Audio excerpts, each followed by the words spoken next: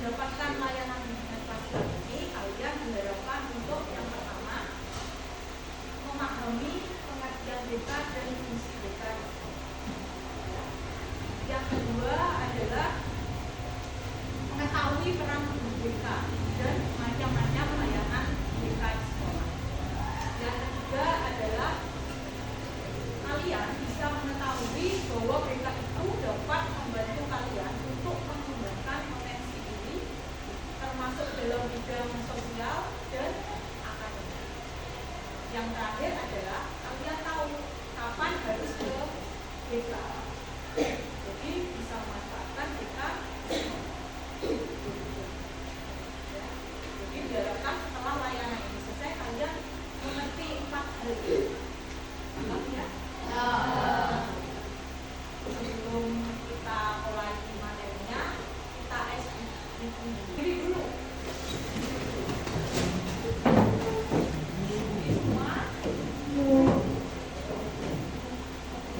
Ice breaking-nya namanya spidol hipnotis. Ya. Tugasmu adalah mengamati gerakan spidol ini, kemudian ikuti gerakannya. Ya, paham? Juga melatih konsentrasi kalian. Ya.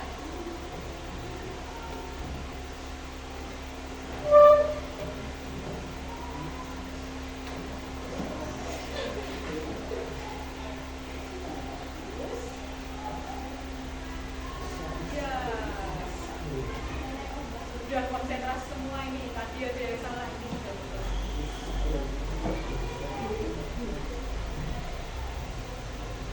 Lancar. Ya, tepuk tangan bagi kita.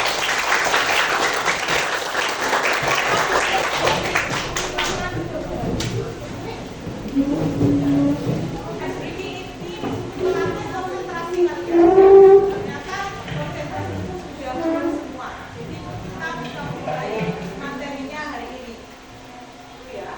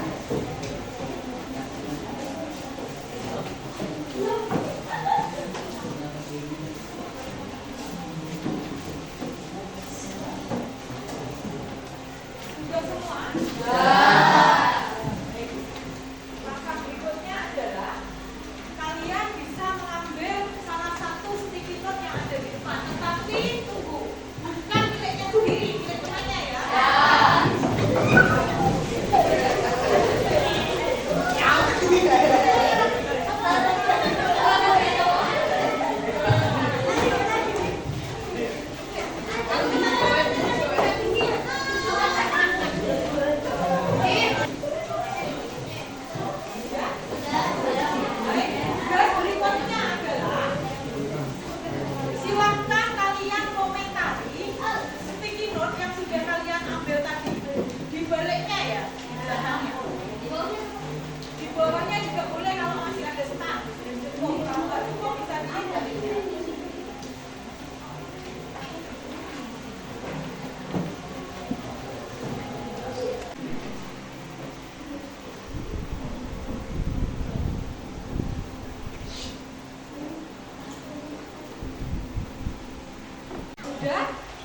Sudah semua? Sudah. Setelah dikomentari, kembali tempelkan sticky note ke whiteboard.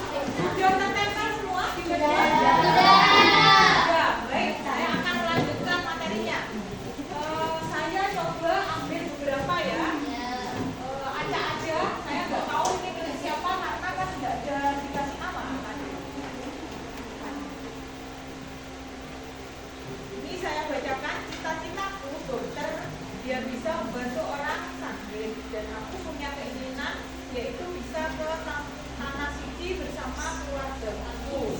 Semoga nanti waktu aku besar aku bisa menjadi orang sukses dan aku bisa membahagiakan orang tuaku. Terus tadi kan diminta untuk berkomentar ya temannya. Nah ini dikomentari, semoga cita-citamu kelak akan terwujud ya. Jangan menyerah untuk tetap belajar dan berusaha menjadi orang baik. Ini salah satu contoh. Ya, ambil lagi satu.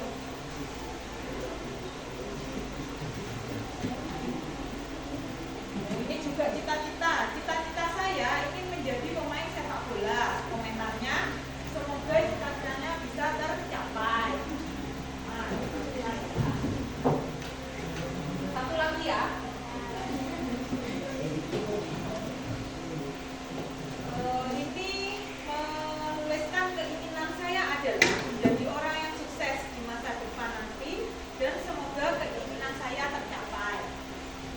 Cita-cita saya ingin menjadi Polri karena ingin melanjutkan pekerjaan ayah saya.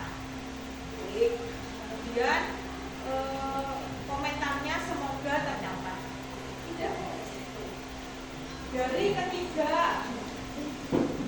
sticky note yang saya ambil, ini sebagai contoh saja, nanti semua akan saya baca ya. Ini kalau misalnya kalian menyampaikan pikiran, perasaan, dan masalah di BK, apakah juga akan sama mendapatkan komentar seperti ini? Kira-kira? Tidak? Tidak? Terus akan mendapatkan komentar bagaimana? Kalau kalian menyampaikan pikiran atau keinginan atau cita-cita gitu ya ke ruang BK, kira-kira anggapannya bagaimana? Tadi kan sudah saya bacakan tanggapan temanmu, gitu ya. Kira-kira yang saya baca tadi sesuai ekspektasimu enggak komentarnya? Sesuai. Adakah yang tidak? Mungkin harusnya kurang ini, kurang memberi motivasi atau bagaimana gitu. Tadi rata-rata kan mendoakan gitu ya, mendoakan. Apakah tadi ada cara untuk menggapai cita-cita itu? Ada. Kira-kira kalau kalian cerita itu ke ruang BK, kalian bisa mendapatkan lebih dari doa apa enggak? Bisa. Ya, bisa, betul sekali bisa. Yaitu salah satu fungsinya BK di sekolah. Ini dari poin keinginan atau pikiran ya, atau perasaan. Ini yang tertulis di sini tadi contohnya cita-cita. Jadi kalau kalian menyampaikan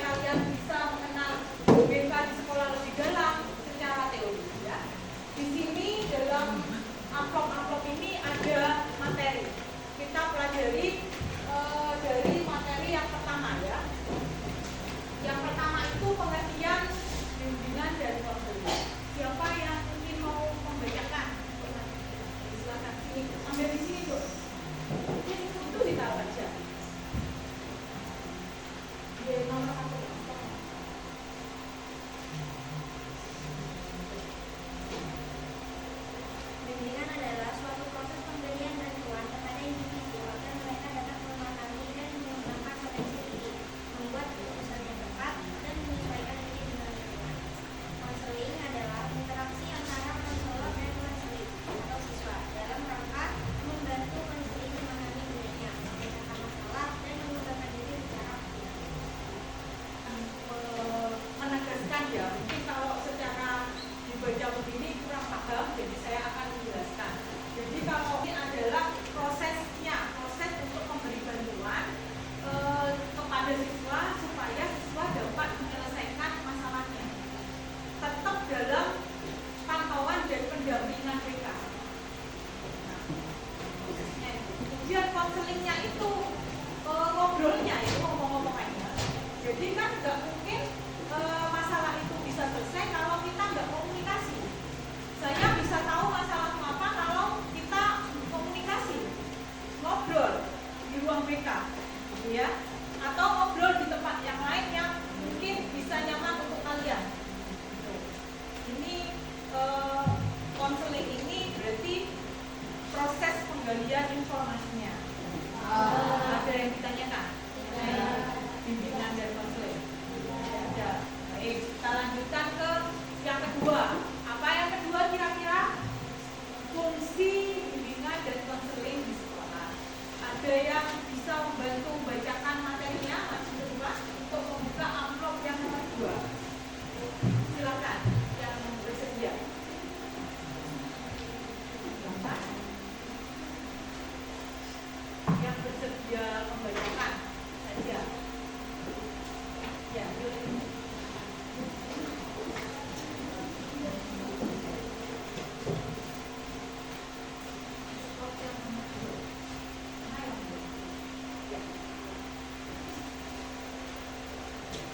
Bimbingan dan konseling BK di sekolah. Secara umum fungsi bimbingan dan konseling menurut Raymond adalah sebagai berikut. Fungsi pemahaman yaitu fungsi bimbingan konseling. Satu, konseling agar memiliki pemahaman terhadap dirinya, potensinya dan lingkungannya, pendidikan, pekerjaan, dan norma agama. B. Fungsi pencegahan. Dalam bimbingan dan konseling, fungsi pencegahan maksudnya adalah memberikan pencegahan untuk menghindari berbagai masalah yang mungkin terjadi pada peserta didik dan diharapkan dapat menimbulkan gangguan dalam belajar. Fungsi penuntasan adalah fungsi penjelasan masalah dan fungsi penegasan merupakan fungsi bimbingan dan konseling yang menghasilkan realisasinya atau realisasinya sebagai permasalahan yang dialami oleh daya siswa. D. Fungsi pemeliharaan dan pengembangan yaitu pemeliharaan dan pengembangan di masyarakat melalui berbagai pengaturan, kegiatan, dan program. Fungsi-fungsi BK tersebut dapat dilaksanakan melalui berbagai layanan dan kegiatan pendukung bimbingan dan konseling. Oke, saya jelaskan satu persatu ya. Di situ ada 4 fungsi BK ya, supaya kalian tahu. Yang pertama fungsi pemahaman. Di sini tugas BK adalah memahamkan, memberi pemahaman kepada kalian mengenai potensi diri kalian, tahu potensi diri, kelebihan. Nah, coba sekarang, kira-kira kalian sudah tahu nggak kelebihan kalian itu apa? Tahu. Ada yang sudah tahu, ada yang belum. Oke. Jadi di BK kalian bisa mendapatkan fungsi itu namanya fungsi pemahaman, gitu ya. Itu.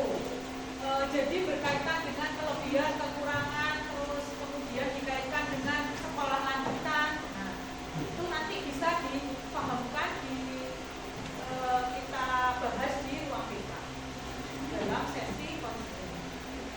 Seperti itu contohnya maksud dari fungsi pemahaman. Kemudian yang kedua fungsi pencegahan. Ya. Jadi BK itu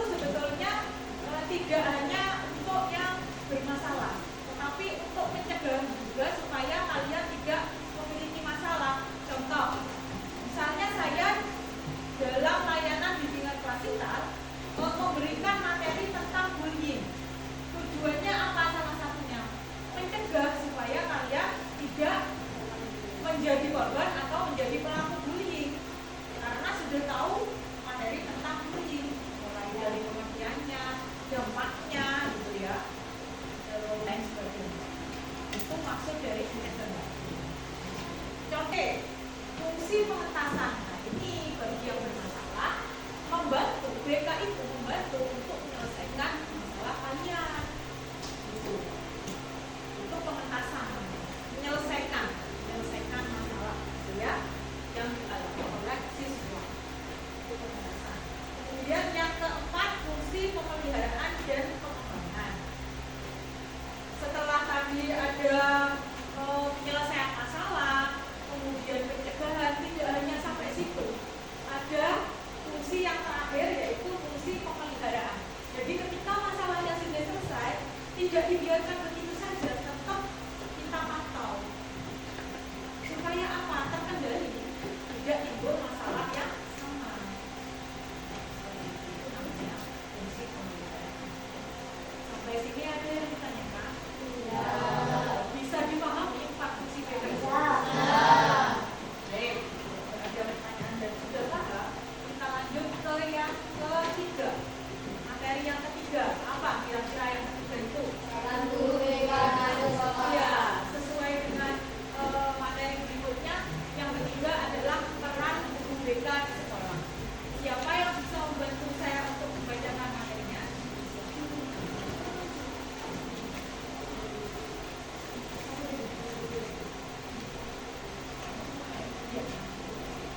Dalam kelas, guru BK melakukan layanan memaksimalkan hasil belajar siswa, mendampingi karir, dan membantu perkembangan peserta didik. Di luar kelas, guru BK memiliki tugas memberikan layanan kepada peserta didik yang bersifat mencegah dan memperbaiki. Di dalam kelas, guru BK melakukan layanan memaksimalkan hasil belajar siswa, mendampingi karir, dan membantu perkembangan didik. Di luar kelas, guru BK memiliki tugas memberikan layanan kepada peserta didik yang bersifat mencegah dan memperbaiki. Materi yang keempat, ada yang bisa bantu baca? Ya, silakan.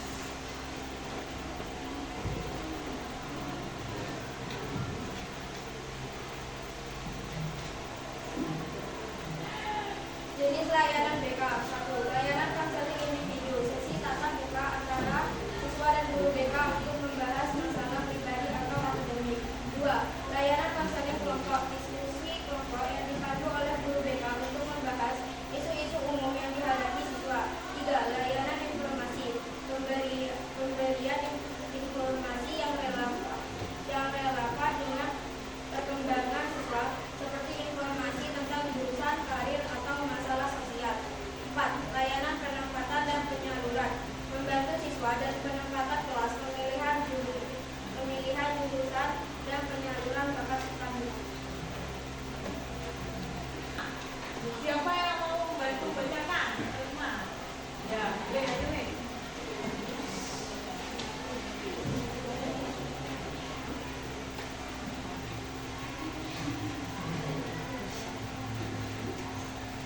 Baca poinnya aja, banyak ya. Baca poin-poinnya aja.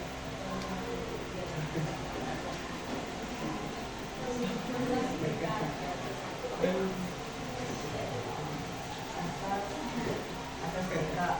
1. Atas kerahasiaan rantai. Baik, saya akan menerangkan yang utama. Jadi di BK itu ada asasnya. Jangan khawatir ketika kalian datang ke ruang BK menyampaikan masalahnya, itu akan yang pertama dijaga kerahasiaan. Sudah, itu tadi materi mengenal BK di sekolah. Ya. Sebelum kita lanjutkan ke LK